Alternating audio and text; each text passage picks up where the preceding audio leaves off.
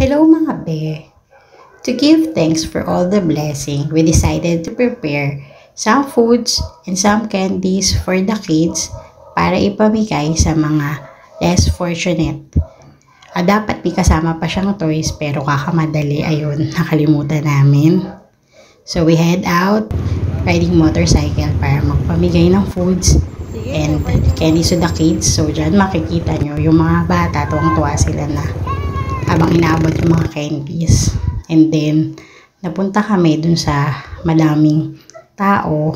So, since konti lang yung dala namin, and kung makikita nyo, nagkakagulo sila kasi gusto nila na makakuha lahat. Pero since konti lang yung dala namin, hindi aabot sa kanilang lahat. Pero, binigay pa rin namin doon sa aabutan ng pagbibigyan. So, sana next time, kapag namigay ulit kami, mas madami na yung madala namin para lahat sila mabigyan na namin. So, thanks for watching. Yun lang.